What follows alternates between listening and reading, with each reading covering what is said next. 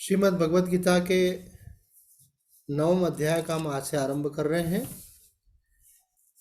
अध्याय का नाम है राज विद्या राजगुह्य योग। श्री भगवान उवाच, भगवान की वाणी से इसका आरंभ होता है। इदं तु ते गुह्यतमं प्रवक्ष्यामि मनसूयवे ज्ञानं विज्ञान सहितं यज्ञात्वा मोक्षसे शुभात्।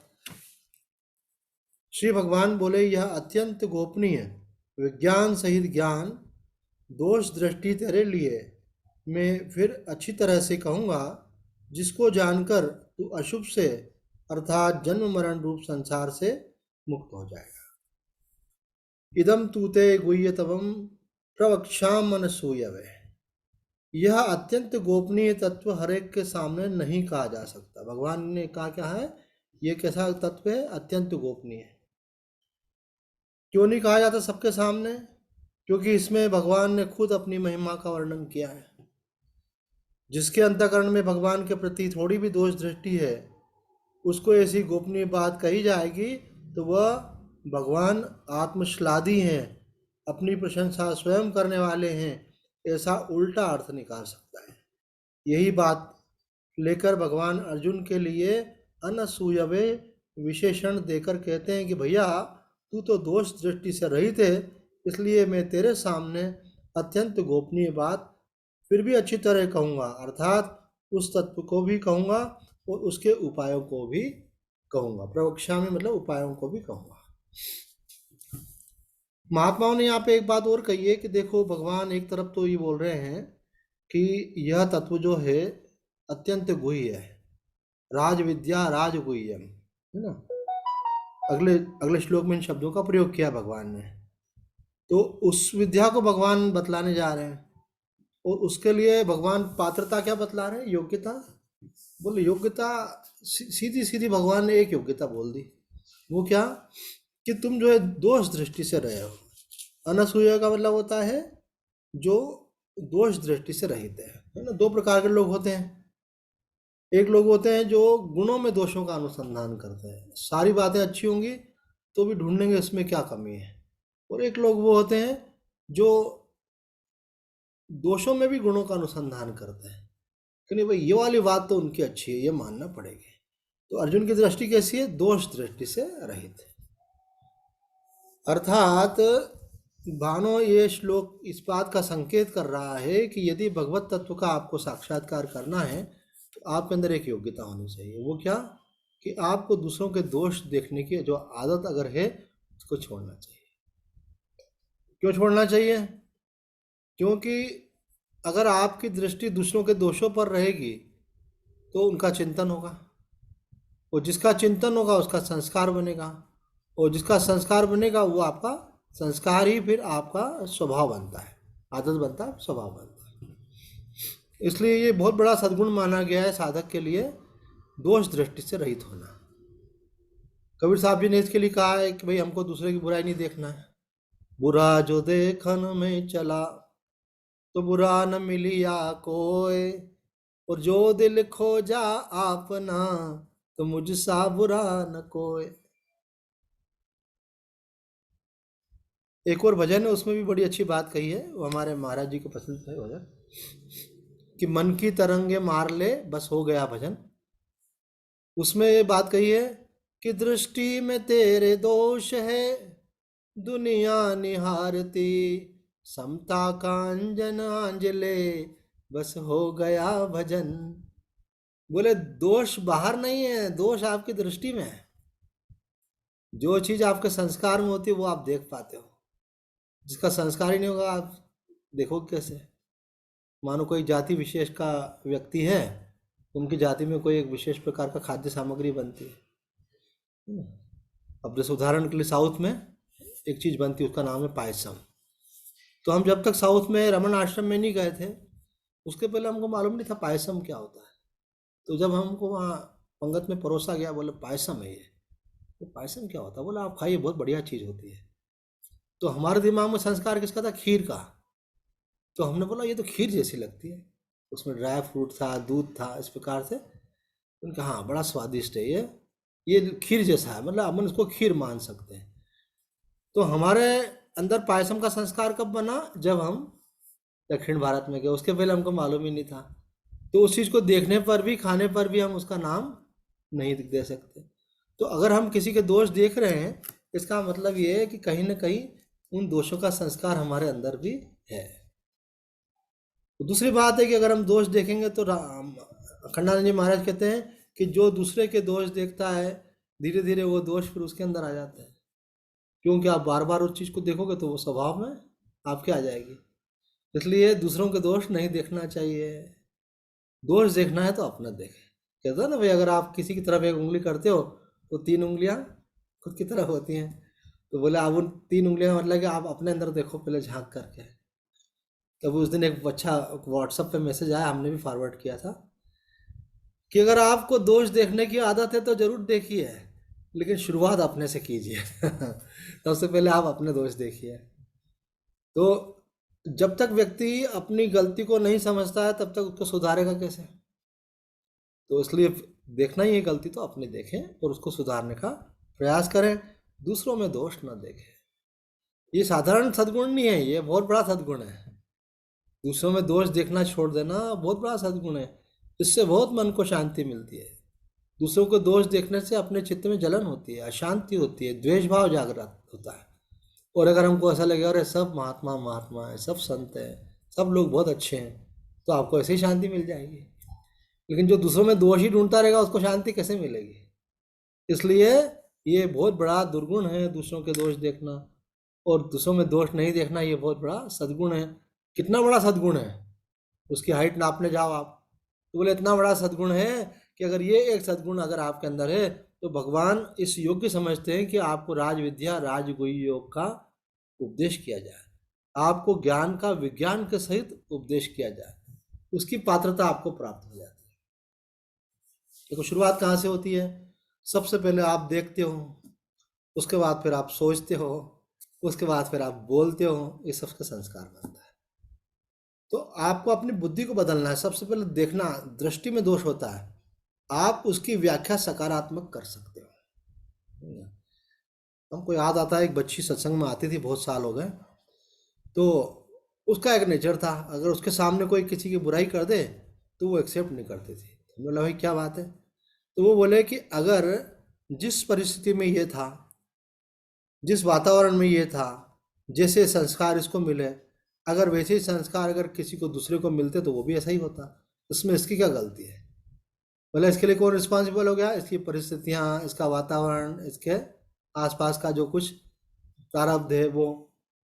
तो बोले अब इसमें अगर कोई बात है तो उसको ठीक किया जा सकता है। ये बात हमारे माताजी भी कहती कि व्यक्ति बुरा नहीं होता है, व्यक्ति के करतूत बुरे होते हैं, और उन करतूतों को बदला जा सकता है। आदमी वही नहीं रहता है, एक समय वो वाल्या डाकू होता है तो एक समय वाल्मीकि ऋषि हो जाता है। इसलिए हम लोग क्या करते हैं, हम एक इमेज बना लेते हैं, उस इमेज के अनुसार व्यवहार करते हैं।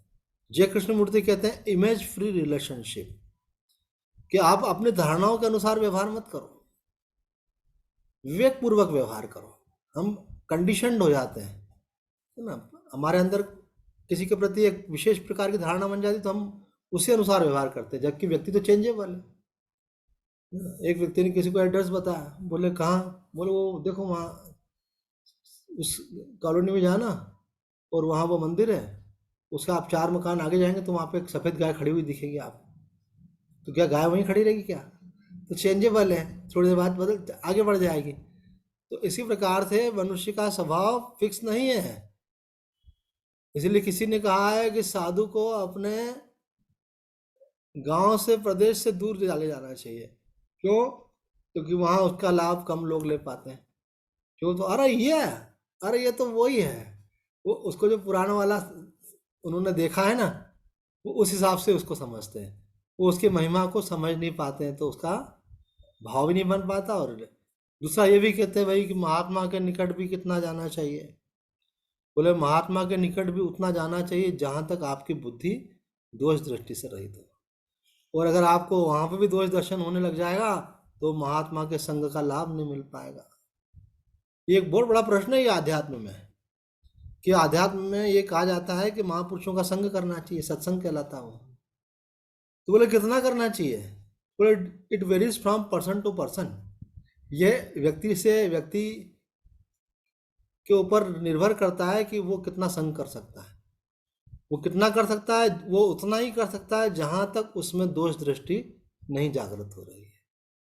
कभी कभी ज़्यादा निकट जाने से, छोटी छोटी चीज़ें देखने से कभी कभी व्यक्ति का इंटरप्रिटेशन गलत हो जाता है और भाव खत्म हो जाता है, श्रद्धा कम हो जाती है। तो भाव और श्रद्धा कम होने से फिर लाभ नहीं मिलता है। एक बार पूज्य स्वामी कृष्णानंद जी महाराज के पास हम बैठे थे, देखो प्रसंगवश बातें याद आती हैं। तो स्वामी जी ने कहा कि अति निकटता से आत्मीयता तो बढ़ती है, लेकिन उपदेशों की उपेक्षा हो जाती कई बार। जो गुरु उपदेश दे रहे हैं आपको, जो आदेश दे रहे हैं, जो समझा रहे हैं, आप उसको, अरे कहते हैं गुरु जी, तो छोटा बच्चा होता है ना, तो वो माँ को कई बार एक ही बात बोलती रहती है, अरे मम्मा तो कहती रहती है, वो तो उसको लाइटली ले लेता है। जब लाइटली लोगे तो आप जीवन में उतारोगे नहीं, है ना। अभी ऐसे कोरोना फैला हुआ था, तो क्या प्रचार में क्या बोल रही थी सरकार, इसको हल्के में मत लो, है ना। हल्के में लोगे तो इन्फेक्शन हो सकता है आपको भी, आप सावधानी पूरी बरतो। तो इसी प्रकार से आप जब गुरु की बातों को हल्के में लेने लगे तो समझना चाहिए कि उनके संग का दोष लग गया आपको। उनका संग तो आपने किया, लेकिन दोष क्या लग गया आपको? ज़्यादा निकटता होने से उनकी महिमा का बोध आपके अंदर से कम हो गया। महिमा बोध कम हो जाने से फिर लाभ नहीं मिलता। गुरु कोई व्यक्ति नहीं है, ये बात जल्दी पकड़ में नहीं आती है, ये भी अनुभूति का विषय है। गुरु कोई व्यक्ति नहीं है, गुरु तत्व है। और वो जिस व्यक्ति के संपर्क में आप हैं, जिन भी महापुरुष के संत के, उनके माध्यम से वो तत्व आपको मार्गदर्शन करता है। तो आपको उनके शरीर और उनके जीवन से क्या ज़्यादा लेना देना? आपकी दृष्टि तो ज्ञान पर रहना चाहिए। ज्ञान मूलम गुरोर मूर्ति, तो आपकी दृष्टि ज्ञान पर रहेगी, आप ज्ञान लीजिए। कबीर साहब जी ने तो यहाँ तक कह दिया कि गुरु की करनी गुरु भरेगा और चेला की करनी चेला, उड़ जा हंस अकेला। कुछ लोगों में बड़ी गुरु भक्ति होती है, वो जितना संग करते हैं उतना उनका भाव बढ़ता जाता है। रमन महर्षि जी ने तो संग को लेकर के एक बहुत बड़ी बात बोल दी है। उन्होंने कहा अगर आप में श्रद्धा है और जिज्ञासा है, क्या कहा? कि श्रद्धा है और जिज्ञासा है तो किसी संत का संग करने के बाद आपको कुछ करना ही नहीं पड़ेगा। श्रद्धा आपके अंदर इनके है और सत्य को अनुभव करने की जिज्ञासा है, तो उनके सारे सद्गुण, उनकी आध्यात्मिक स्थिति ऑटोमेटिकली आपके अंदर ट्रांसफर होती चली जाएगी। श्रद्धा से चीज़ें ट्रांसफर होती है, तो करना कुछ नहीं पड़ेगा। आप उनके संग रहिए, धीरे धीरे आपका मन शांत हो जाएगा, निर्वासनिक हो जाएगा। वाइब्रेशन का भी प्रभाव होता है, निर्वासनिक हो जाएगा और धीरे धीरे उनका जीवन देखोगे तो उनको देख करके आपके जीवन में भी वही सब चीज़ें आने लगेगी। आप भी निरहंकार होने लगेंगे। अरे ये देखो महाराज जी बुरा ही नहीं मानते। आप 10 बार किसी के बारे में बोलोगे उनको बुरा ही नहीं लगता, बुरा ही नहीं लगता। 11वीं बार आप देखोगे आपके अंदर वो चीज़ आ जाएगी, बुरा नहीं लग रहा। एक बार अखंडानंद जी महाराज के पास एक कोई व्यक्ति गया, उन्होंने कहा कि महाराज जी ये हमारे बिटिया है और इसका स्वभाव बहुत खराब है, बहुत क्रोध आता है इसका। मैं आपके पास इसलिए लाया हूँ कि आपकी कृपा से इसका स्वभाव में सुधार हो। महाराज जी ने कहा बिल्कुल आप लाए हो, अच्छी बात है, इसको हम एक साध्वी के साथ रखेंगे। उनका स्वभाव बड़ा शांत है और वो अपने स्वभाव में बहुत दृढ़ है, ये भी बात दृढ़ होना चाहिए। और इनको दोनों को एक कमरे में रखते हैं, तो धीरे धीरे एक तो साध्वी उनके ऊपर एक तो क्रोध नहीं कर पाएंगे, दूसरा जो भी वहाँ पे व्यवहार होगा साध्वी जी के व्यवहार को देखेंगे तो इनके ऊपर वो प्रभाव पड़ेगा। तो कुछ साल उनका संग करेंगे तो इनका ये जो संस्कार है क्रोध करने का वो कम होता चला जाएगा। ऐसे संग का रंग चढ़ता है तो अच्छा संग करना चाहिए और अच्छा सोच रखना चाहिए। सोच की बात यहाँ पे कही जा रही है। एक बात और महत्व की बताते हैं इस विषय में। इस विषय पे महात्माओं ने बहुत बोला है, अनसूया हुए के बहुत बोला है। तो रामकृष्ण परमहंस की सधर्मिणी माँ शारदा का ऐसा था कि जीवन भर उन्होंने उपदेश किया। सन्यासी शिष्य थे ठाकुर के, वो सब उनको माँ मानते थे। उनकी ऐसा बोला जाता है मिशन में, तो रामकृष्ण मिशन में, कि यदि आपको ठाकुर को समझना है तो पहले स्वामी जी को समझिए। आप स्वामी जी को समझ पाए तो फिर आप में ये योग्यता आएगी कि आप ठाकुर रामकृष्ण परमहंस को समझ पाएंगे। अगर आप ठाकुर रामकृष्ण परमहंस को समझ पाएंगे तब आप में योग्यता आएगी कि आप माँ को समझ सकें, क्योंकि माँ का जीवन इतना सिंपल है कि आप पहचान ही नहीं पाएंगे कि माँ की इतनी उच्च आध्यात्मिक स्थिति है। वो एक घरेलू महिला की तरह बिल्कुल शांत भाव से सब काम कर रही है, सब कुछ करते हुए सबसे निर्लिप्त है। ऐसी स्थिति में कोई भी उनके जीवन में आचार विचार व्यवहार में आपको कोई ऐसा कोई वैशिष्ट नहीं दिखेगा जिसको देखकर आप पकड़ पाए कि इनमें बहुत आध्यात्मिक उच्च स्थिति होगी। बाहर से बिल्कुल सिंपल है लेकिन अंदर से टोटल उन सब चीजों से परे एक उस तत्व में स्थित है। तो कहते हैं कोई व्यक्ति महात्मा उपदेश करे, ये भी एक काम की बात बता रहे हैं आपको, कोई महात्मा उपदेश करे तो कौन सा वाला उपदेश उसका इंपॉर्टेंट होता है? तो वो सभी इंपॉर्टेंट रहते हैं। बोला नहीं, जो उपदेश उन्होंने पहले किया और बाद में अगर उन्होंने उस बात को क्रॉस कर दिया तो बाद वाली ज़्यादा इंपॉर्टेंट है। ये बात महात्मा गांधी ने भी अपनी जीवनी में लिखी है। महात्मा गांधी जी कहते हैं कि मेरी आत्मकथा में मैंने अगर कोई बात पहले कही है और बाद में अगर मैंने कोई दूसरी बात कही है तो आप समझना कि पहली वाली बात अगर क्रॉस हो रही है तो इसका मतलब है मेरे अनुभव से मैंने सीखा कि वो उससे ज़्यादा सही यह बात है।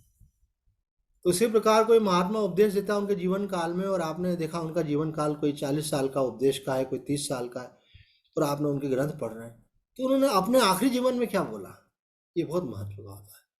जैसे मानो उदाहरण के लिए हमारी श्रद्धा स्वामी अखंडानंद जी महाराज वृंदावन वाले हैं, उनके प्रति है। तो हम वहाँ जब गए उन्होंने कहा भाई आप हर बार आते हो महाराज जी के कुछ प्रवचन सीडी और खरीदते हो, अब महाराज जी की पेन ड्राइव भी आ गई है, पेन ड्राइव में प्रवचन रिकॉर्डेड है, आप कौन सा ले जाना चाहेंगे? तो मैंने कहा कि महाराज जी का शरीर कब तक रहा था? उन्होंने कहा इस वर्ष तक रहा था। मैंने कहा आखिरी के दो वर्षों में जो प्रवचन हुए वो हम चाहते। बोले आखिरी दो वर्षों में प्रवचन ही नहीं हुआ महाराज जी के। फिर बोले महाराज जी प्रश्न उत्तर करते थे उस समय। मैंने कहा हाँ वो वाले जो प्रश्न उत्तर हैं वो हम सुनना चाहेंगे। एक काम की बात बता रहे हैं आपको, क्या होता है कि वो फिर बिल्कुल परिष्कृत छना हुआ वो सबसे सार जो बात होती है वो बताई जाती है। तो इसी प्रकार से हम आते हैं माँ शारदा के ऊपर। तो माँ शारदा जो है वो अपने जीवन के अंतिम दिन और अंतिम उपदेश जो उन्होंने किया था वो अपूर्वानंद जी महाराज ने अपनी माँ की जीवनी में लिखा है। वो कहते हैं कि माँ ने अंतिम उपदेश ये दिया था कि बेटा दूसरों के दोष नहीं देखना। ये माँ का क्या अंतिम उपदेश था, बेटा दूसरों के दोष नहीं देखना। दूसरों के दोष देखने से शांति नहीं मिलती है, दोष देखना है तो अपने देखो, उसी से कल्याण होता है। ये माँ का अंतिम उपदेश था। समझ सको तो समझ जाओ कि दोष दृष्टि कितनी खराब होती है। एक महात्मा ने तो कहा है कि कितने प्रकार के रस होते हैं? तो बोले 6 तरह के रस होते हैं, खट्टा मीठा तीखा, है ना, आपने सुना ही होगा। बोले 6 नहीं, 6 रस नहीं होते, एक 7वां रस भी होता है। बोले 7वां कौन सा? बोले निंदा का रस। 2 लोग मिलते हैं और उनके सर्कल का कोई तीसरा व्यक्ति जो होता है ना उसके बारे में बात करते हैं और कहते हैं अरे यार उसको इतनी सी अकल नहीं, वो इतना नहीं समझता है ना, और वो तो बेवकूफ़ है। तो ऐसा बोलने का मतलब क्या होता है? इसको एक महात्मा ने समझाया, इसका बोलने का मतलब ये होता है कि जब आप किसी को बोलते हो कि वो बेवकूफ़ है, इसका मतलब होता है कि मैं समझदार हूँ। वो एग्जैक्टली ये नहीं कह रहा है कि वो बेवकूफ़ है, वो एग्जैक्टली ये कह रहा है कि मैं समझदार हूँ। जब आप किसी को बोलते हो उसको अकल नहीं है तो उसका मतलब ये नहीं कह रहे हो कि आप उसको अकल नहीं है, आप ये कहना चाह रहे हो कि मैं बहुत अकल वाला हूँ, है ना। तो आप एक प्रकार से आपके अहंकार की पुष्टि कर रहे होते हैं, अहंकार को दृढ़ कर रहे होते हैं। तो ये अहंकार बढ़ना ही परमात्मा से दूरी है। जितना अहंकार आपका प्रबल उतना आप परमात्मा से दूर। तो बोले सबसे बड़ी हानि है ये, इसलिए बुराई नहीं करना और बुराई नहीं सुनना। गांधी जी के 3 मंत्र तो मालूम होंगे आपको, बुरा मत देखो, बुरा मत सुनो और बुरा मत बोलो, ऐसे। तो बोले ये बुराई अंदर प्रवेश कहाँ से करती है? बोले ये प्रवेश करती कानों से। इसलिए तो साधक को क्या करना चाहिए? साधक को चाहिए सबसे पहले उसको ऐसे लोगों का संग त्यागे जो जिनकी आदत है बुराई करने की, निंदा करने की। अगर बुराई सुनना ही है तो अपनी बुराई सुनिए, क्योंकि आप अपने दोष मालूम पड़ेंगे तो उनको ठीक करेंगे, है ना। कबीर साहब जी कहते हैं निंदक नियरे राखिए, आंगन कुटी छवाए, बिन साबुन, बोले बिना साबुन के ही वो आपको निर्मल कर देंगे। कैसे? बोले कि अपने बाकी दोषों को साफ करने के लिए आपको प्रयत्न करना पड़ता है, और ये बिना ही प्रयत्न के आपको दोष दर्शन कराएं। ये आपके गुरु जी हैं, इनको थैंक यू करो, इनको पास में रखो। होता क्या है? उल्टा होता है। कोई अगर हमारी बुराई करे तो हमको बहुत बुरा लगता है, और अगर कोई हमारे सामने नहीं करे और पीछे भी कर दे, और हमको किसी ने आकर के बता दिया कि वो आपकी बुराई कर रहा था, तो हमारा बिना मिले ही उसके साथ संबंध खराब हो जाता है। बोले भाई मैंने तो आपको कुछ बोला ही नहीं, तो आप मुझसे इतना नाराज क्यों हो गए? बोला आपने मुझे नहीं बोला तो क्या हो गया, आपने किसी को बोला, मुझे मालूम पड़ गया क्या बोला, तो आपने विश्वास भी कर लिया उस पर। कई बार लोग झगड़ा कराने के लिए भी ऐसे काम करते हैं। इसलिए अरे भाई, किसी ने, एक ब्रह्मचारी ने हमारे गुरुदेव से हमारे सामने ही बोला कि महाराज जी, अमुक व्यक्ति जो है वो मेरा दुष्प्रचार कर रहे हैं।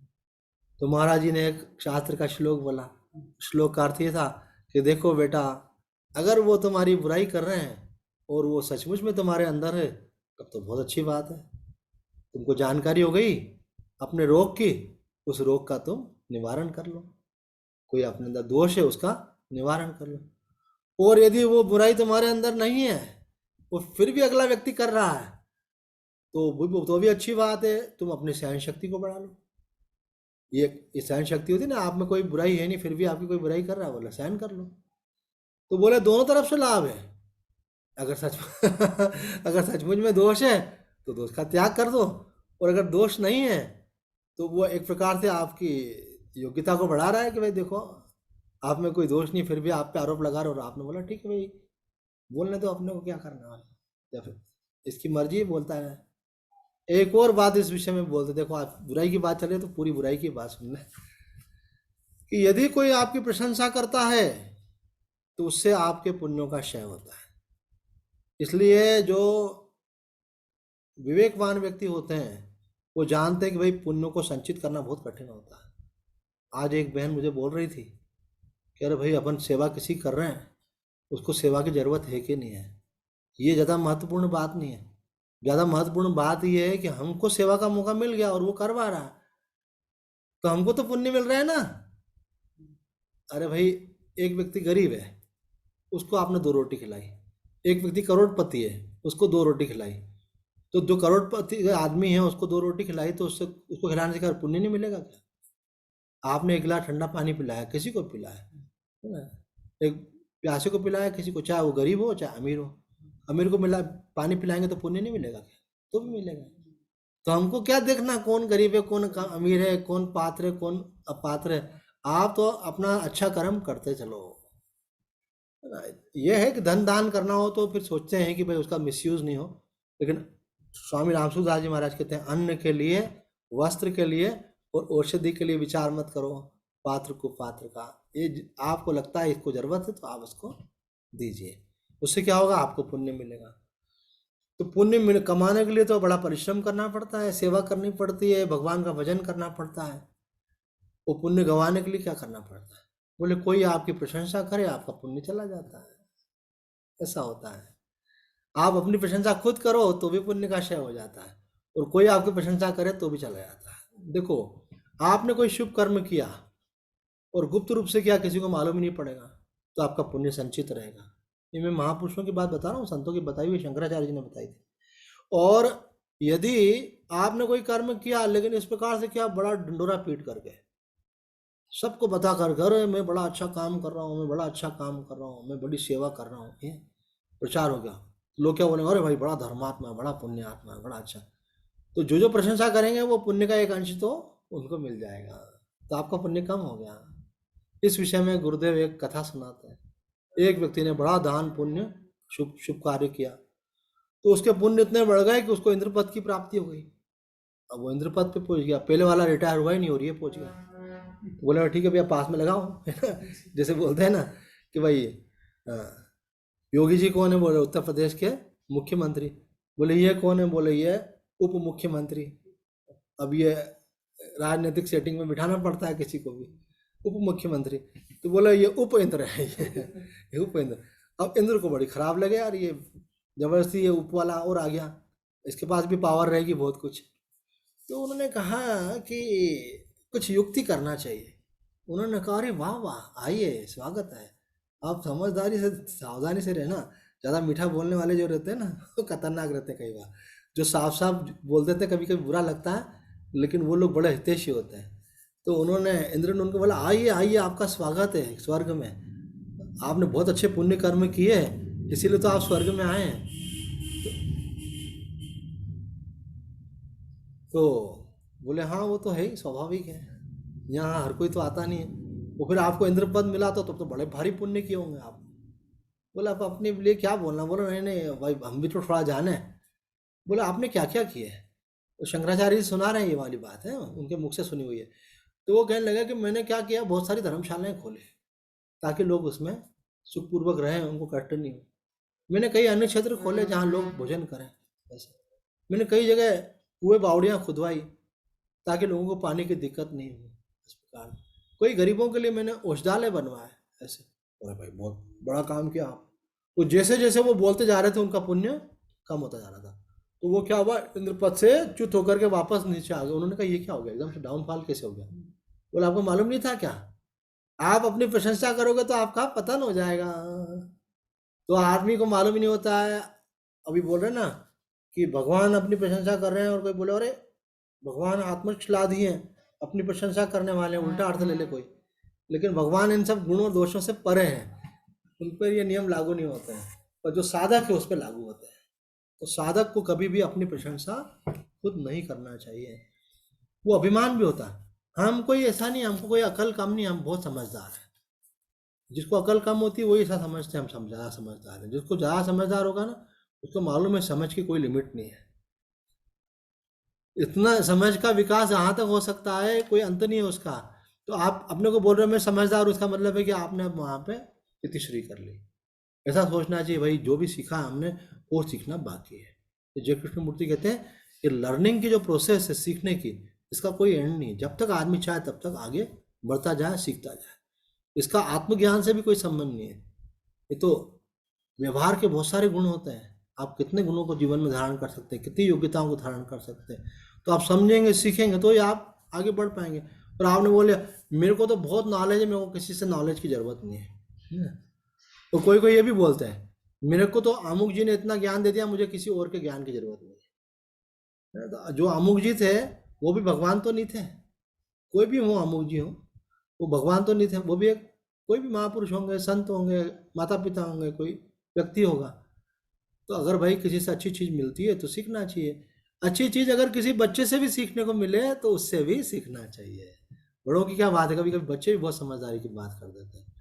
और जिसकी सीखने की इच्छा होती है, तो श्रीमद् भागवत में प्रसंग आता है दत्तात्रेय अवधूत जी का। उनके 24 गुरु थे।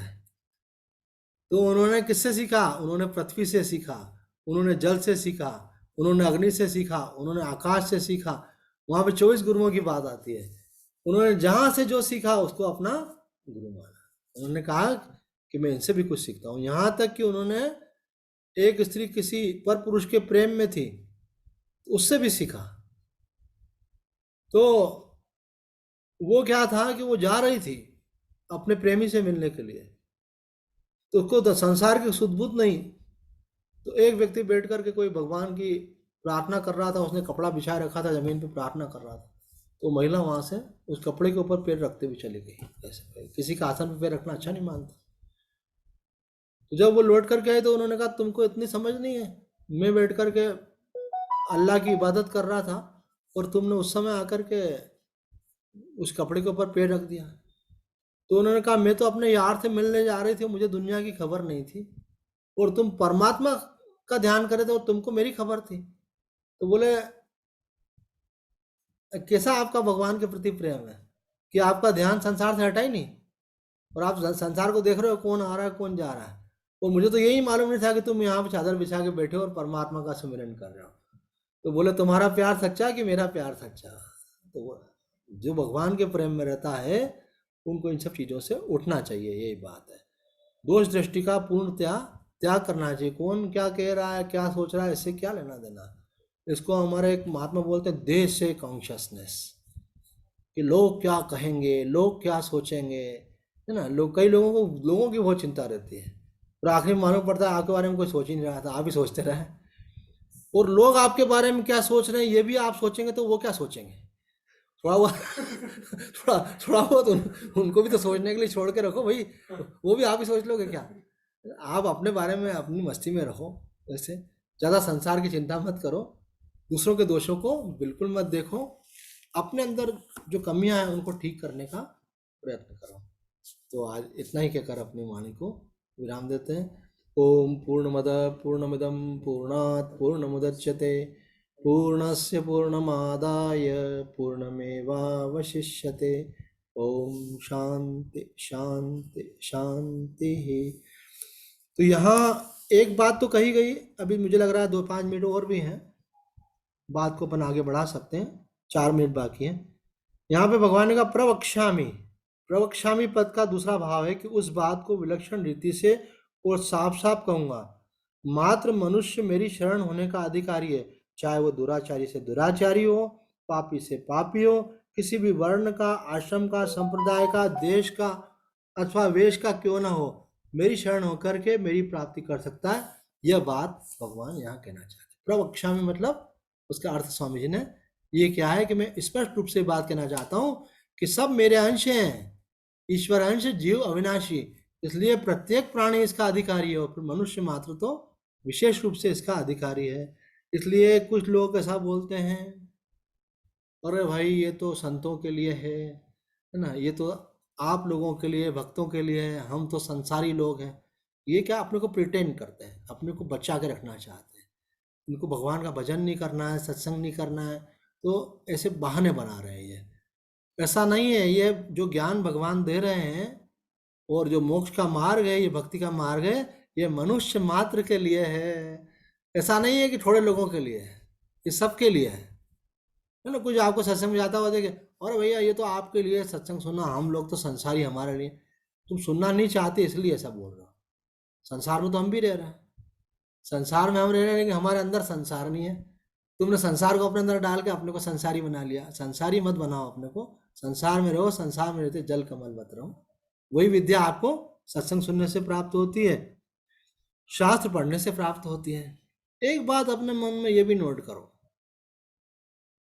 कि नित्य कोई शास्त्र का अध्ययन करना चाहिए, स्वाध्याय नित्य जरूर करना चाहिए। सत्संग तो बहुत अच्छी बात है, लेकिन कोई न कोई ग्रंथ चलना चाहिए।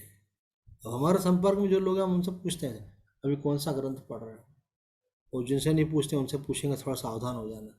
हमको फ़ोन लगाते रहते हो ना, तो हम आपसे क्या पूछेंगे, आजकल कौन सा ग्रंथ का स्वाध्याय कर रहे हो। और आप बोलोगे अभी तो कोई ग्रंथ नहीं पढ़ रहे, तो फिर हमसे क्यों बात कर रहे हो, है ना। हमसे बात मत करो। हमसे बात करने का मतलब है कि आपको परमात्मा की तरफ जाना है, और परमात्मा की तरफ जाने के लिए जो नियम है उनका आप पालन करो। तो हमारा भी टाइम क्यों वेस्ट कर रहा था, किसी भी संत का क्यों करते हो आप। तो हम बता चुके हैं कई बार ये बात। तो सत्संग करना चाहिए, स्वाध्याय करना चाहिए, साधना करना चाहिए, सेवा करना चाहिए, संयम से रहना चाहिए, और समर्पण भाव से रहना चाहिए। ये 6 जो सकार हैं इनको अपने जीवन में उतारना चाहिए। तो यहाँ कह रहे हैं ज्ञान विज्ञान सहितम, भगवान इस संपूर्ण जगत के महाकारण है, इसको दृढ़ता से मान लेने का नाम क्या है, ज्ञान। इस सारे जगत का महाकारण कौन है, भगवान। ये क्या है, ज्ञान। और भगवान के सिवा दूसरा कोई तत्व नहीं है, ऐसा अनुभव होने का नाम है विज्ञान। जगत भी दिख रहा है, और जगत के कारण रूप से भगवान भी दिख रहे हैं, तो ये क्या हो गया, ज्ञान। और जब आप बोलते हैं भगवान के सिवा कुछ नहीं है, इसका नाम क्या हो गया, विज्ञान। तो आज समय को देखते हुए यहाँ विराम देते हैं। ओम पूर्णमद पूर्णमिदम पूर्णात् पूर्णमुदच्यते पूर्णस्य पूर्णमादाय पूर्णमेवावशिष्यते। ओम शांति शांति शांति। हरि ओम तत्सत्।